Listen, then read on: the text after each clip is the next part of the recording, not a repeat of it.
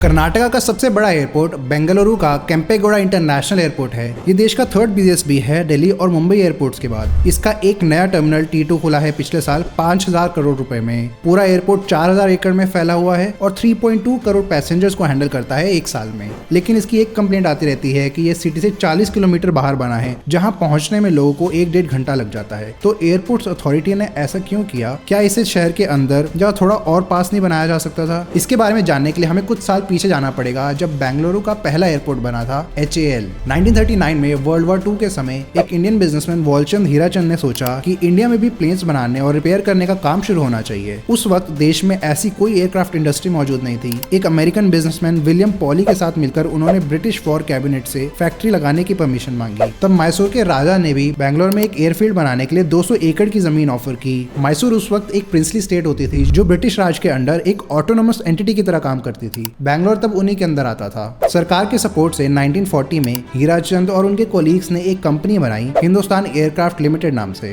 इस कंपनी में 1/3 हिस्सा मैसूर स्टेट ने भी लिया 25 लाख रुपए इन्वेस्ट करके, क्योंकि उन्हें ये एक स्ट्रेटेजिकली इंपॉर्टेंट वेंचर लगा। 1941 में ब्रिटिश सरकार ने भी इस वेंचर में शामिल होने का निर्णय लिया जब वॉर में एक्स्ट्रा एयरफील्ड्स की जरूरत पड़ने लगी। जब अमेरिका पर पर्ल हार्बर अटैक किया जापान ने, तब एलाइज के एयर ऑपरेशंस में बढ़ोतरी हुई साउथ ईस्ट एशिया और इंडो चाइना रीजन में। इसके लिए इंडिया के भी काफी एयरपोर्ट्स को मेजरली वॉर के लिए इस्तेमाल किया जाने लगा। तभी ब्रिटिश राज ने भी HAL को टेक ओवर कर लिया अप्रैल 1942 में टेम्पररीली। उस समय US एयरफोर्स के प्लेन्स भी यहाँ रिपेयर होने लगे और साथ में रीफ्यूलिंग की जरूरत उन्हें पड़ती थी। फैसिलिटी में विमान और इंजन की मरम्मत और ओवरऑलिंग पर ध्यान दिया गया। साथ ही ड्रॉप टैंक्स भी बनाए जाने लगे इधर। Drop tanks external fuel tanks होते हैं जो फाइटर जेट्स के नीचे लगे होते हैं। फ्यूल इस्तेमाल करने के बाद इसे ड्रॉप या डिस्पोज ऑफ भी किया जा सकता है, जेट का वेट कम करने के लिए और मैन्यूवरेबिलिटी बढ़ाने के लिए। अलग अलग प्रकार के प्लेन्स जैसे कैटलिनाज और C-47 डकोटास भी इधर मेंटेन किए जाने लगे। फिर वर्ल्ड वॉर 2 खत्म हो गया 1945 में एलाइज की विक्ट्री के साथ, जिसके बाद HAL को धीरे धीरे कमर्शियल ऑपरेशंस के लिए भी खोल दिया गया। 1946 में पहली कमर्शियल फ्लाइट चली डेक्कन एयरवेज की बैंगलोर से हैदराबाद के बीच। डेक्कन एयरवेज एक जॉइंट वेंचर होता था तब हैदराबाद की निजाम गवर्नमेंट और टाटा एयरलाइंस के बीच। अगले कुछ सालों में कंपनी ने दिल्ली, मुंबई, कोलकाता और चेन्नई तक भी फ्लाइट शुरू की।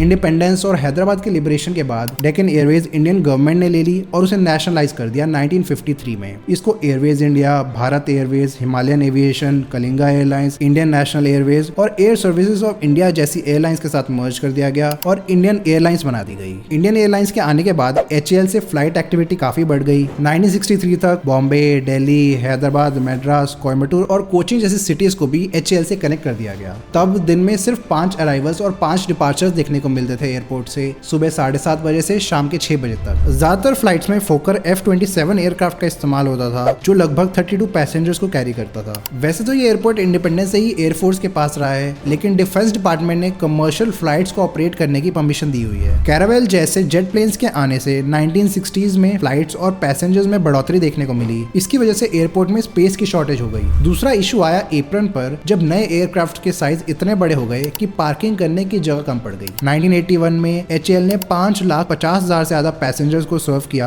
और 80s के एंड तक आते आते बैंगलोर से तकरीबन 13 सिटीज तक फ्लाइट्स ऑपरेट करने लगी। और एक और नई एयरलाइन वायुदूत भी बनी, जो एयर इंडिया और इंडियन एयरलाइंस का एक जॉइंट वेंचर था, जहां 1991 में एयरपोर्ट रोजाना 1000 पैसेंजर्स हैंडल करता था। वहीं 1997 तक आते आते ये नंबर 6000 तक पहुंच गया। 1995 में बैंगलोर से पहली इंटरनेशनल फ्लाइट चली सिंगापुर तक। बढ़ते ट्रैफिक को देखते हुए एक नया इंटरनेशनल टर्मिनल बनाने का फैसला हुआ, जिसमें डेली वो 1000 से ज्यादा पैसेंजर्स को हैंडल कर पाए। इसे 1999 में इनॉग्रेट भी कर दिया गया और इसे खोलते वक्त ही गवर्नमेंट ने रियलाइज कर लिया कि बैंगलोर को एक एडिशनल एयरपोर्ट बनाने की जरूरत पड़ेगी, जिस स्पीड से डिमांड बढ़ रही है। 2001 में पहली इंटरनेशनल एयरलाइन नेपाल रॉयल ने बैंगलोर से काठमांडू का सफर तय किया। जल्द ही लुफ्तांजा, ब्रिटिश एयरवेज और एयर फ्रांस जैसे इंटरनेशनल जायंट्स भी आ गए। 2005 तक HAL एक इंटरनेशनल हब बन चुका था साउथ इंडिया का। इसी बीच उन्होंने एक कंप्लेंट भी दर्ज की एयरपोर्ट्स अथॉरिटी के सामने कि एक्सेस सिविलियन एयरक्राफ्ट ऑपरेशन होने की वजह से डिफेंस ऑपरेशंस में बाधा आ रही है। सिंगल रनवे और लिमिटेड एयरक्राफ्ट पार्किंग फैसिलिटीज से एयरपोर्ट अपनी कैपेसिटी से काफी ऊपर ऑपरेट कर रहा था। साल में 80 लाख पैसेंजर्स हैंडल कर रहा था, जबकि इसकी कैपेसिटी सिर्फ 30 लाख की थी। इसलिए बैंगलोर में एक नया ब्रांड न्यू एयरपोर्ट बनाने का आइडिया पसंद आने लगा सबको। HAL के अलावा एक और एयर फैसिलिटी थी बैंगलोर में, येलाहंका एयर स्ट्रिप नाम से। सिटी के नॉर्दर्न साइड पर लोकेटेड थी ये। इसको भी वर्ल्ड वॉर 2 के वक्त बनाया गया था और यहाँ से स्पिटफायर्स और मॉस्किटोज जैसे एयरक्राफ्ट चलते थे। इंडिपेंडेंस के बाद ये इंडियन एयरफोर्स के ट्रेनिंग कमांड का हिस्सा बन गया। 1957 में इसके यूनिट्स को हैदराबाद के बेगम बेगमपेट एयर स्ट्रिप में शिफ्ट कर दिया गया, लेकिन 1962 के चाइना वॉर के बाद एयरफोर्स को और ट्रेनिंग कमांड्स की जरूरत पड़ी तो इसे फिर ऑपरेशनल कर दिया गया। 1986 में बेगमपेट ट्रेनिंग सेंटर के साथ येलाहंका को भी एक फुल फ्लैश्ड एयरफोर्स बेस बना दिया गया। इसे सिविलियन एयरपोर्ट कन्वर्ट करने पर ज्यादा विचार नहीं दिया गया क्योंकि आसपास ज्यादा एक्सपैंड करने के लिए जगह ही नहीं बची थी, इसलिए नया ग्रीनफील्ड एयरपोर्ट बनाना ही बेस्ट ऑप्शन बचा बैंगलोर के लिए। इसकी प्लानिंग दरअसल 15 साल पहले 1991 में ही शुरू हो गई थी। National airports authority of India ने एक पैनल बनाया नए एयरपोर्ट की लोकेशन ढूंढने के लिए। उन्होंने मल्टीपल लोकेशंस को देखा बैंगलोर के आसपास, जैसे साउथ वेस्ट में बेदादी के पास, ईस्ट में बैरागुरु के पास, मगर फाइनली एक साइट 30 किलोमीटर नॉर्थ में चूज की गई, देवनहल्ली के पास। इसे इसलिए चूज किया गया क्योंकि पैनल को abundant land with proper water facilities इधर ही मिला। KIADB ने इसके लिए लैंड एक्विजिशन भी शुरू कर दिया। इन 2 गांव को पूरी तरह से एक्वायर कर लिया गया और 9 गांव के कुछ फील्ड्स एक्वायर किए गए। स्टेट गवर्नमेंट इसे प्राइवेट पार्टनरशिप के साथ बनाना चाहती थी, जिसे फाइनली सेंट्रल गवर्नमेंट ने भी मंजूरी दे दी।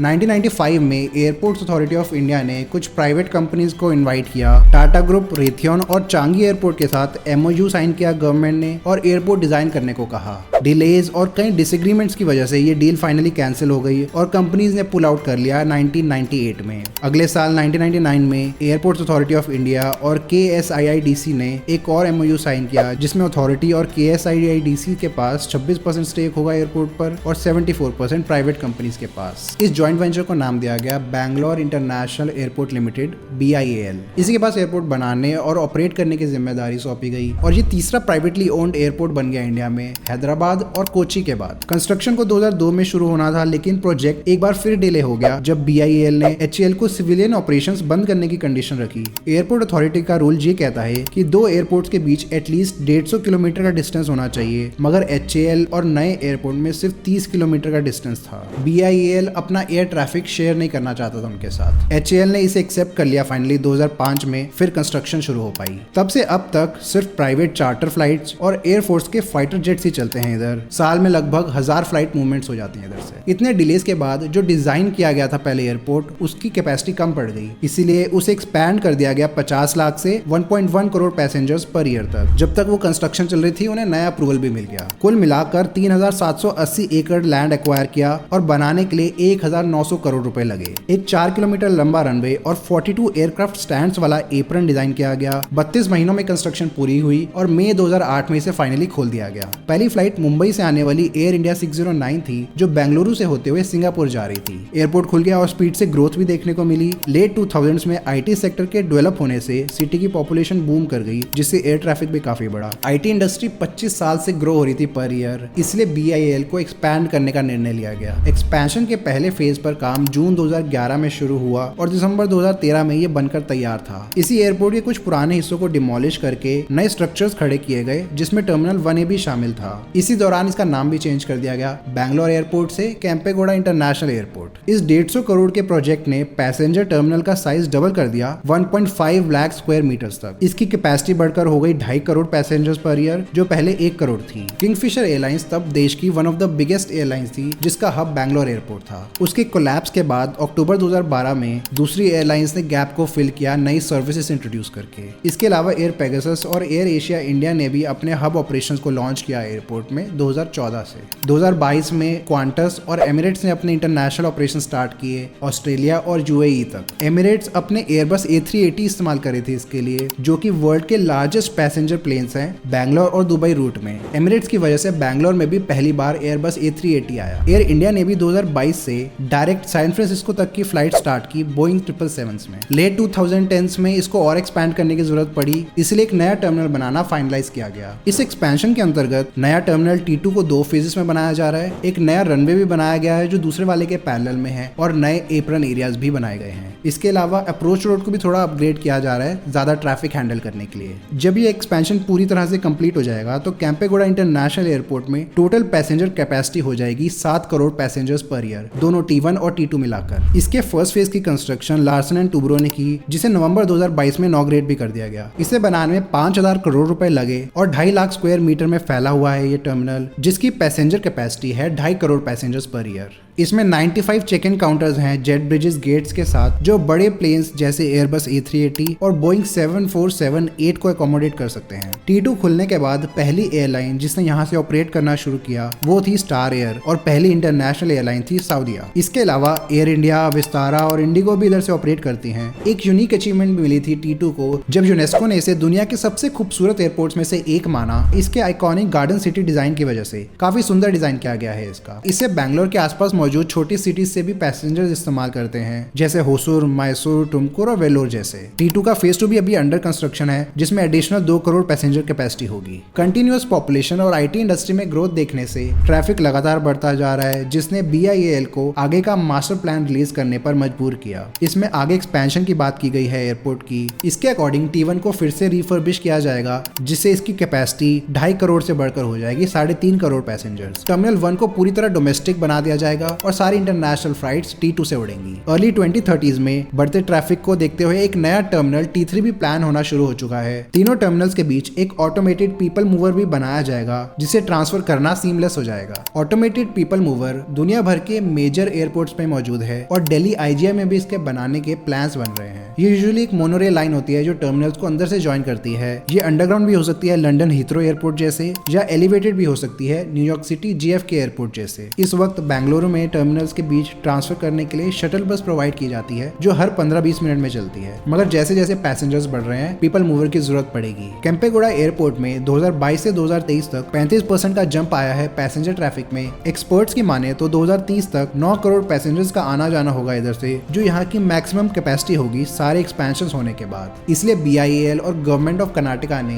बैंगलोर में सेकंड इंटरनेशनल एयरपोर्ट बनाने का भी विचार शुरू कर दिया है। उन्हें टुमकुरू चित्रदुर्गा के स्ट्रेच में एक पोटेंशियल स्पॉट भी मिला है, मगर अभी ये सिर्फ एक प्रपोजल है, कोई डिसीजन नहीं लिया गया है इस पर। लेकिन अगर इसे अप्रूवल मिल गया तो बनाने के लिए एक बड़ा चैलेंज आएगा एयरपोर्ट्स अथॉरिटी ऑफ इंडिया का रूल कि नए एयरपोर्ट्स एग्जिस्टिंग वाले से कम 150 किलोमीटर दूर होने चाहिए। या तो गाइडलाइंस चेंज करनी पड़ेंगी उन्हें, या सेफर ऑपरेशंस के लिए नई गाइडलाइंस बनानी पड़ेंगी, जैसे दिल्ली के पास नए जेवर एयरपोर्ट के लिए करना पड़ रहा है। दोनों एयरपोर्ट्स की एयर ट्रैफिक कंट्रोल को एयर स्पेस शेयर करनी पड़ेगी। एयरपोर्ट्स आमतौर पर शहर में होते हैं और एविएशन एक्टिविटीज नेचुरल एनवायरनमेंट पर भी भारी असर देती है, जिससे एनवायरमेंटल डिग्रेडेशन और पॉल्यूशन देखने को मिल सकता है। इस प्रॉब्लम को कुछ हद तक सॉल्व करने के लिए इंडियन गवर्नमेंट ने 2008 में ग्रीनफील्ड एयरपोर्ट्स GFA पॉलिसी को इंट्रोड्यूस किया, जिसका एम था एयर ट्रैफिक को अर्बन एरिया से थोड़ा बाहर डाइवर्ट करना। बहुत से एयरपोर्ट्स इंडिया में अभी अपनी कैपेसिटी रीच कर चुके हैं या फिर बहुत करीब है रीच करने के, तो उसे एक्सपैंड करने के लिए या अगर नया एयरपोर्ट बनाया जाएगा ग्रीनफील्ड, तो उसके लिए कुछ गाइडलाइंस प्रोवाइड की हैं इस पॉलिसी में।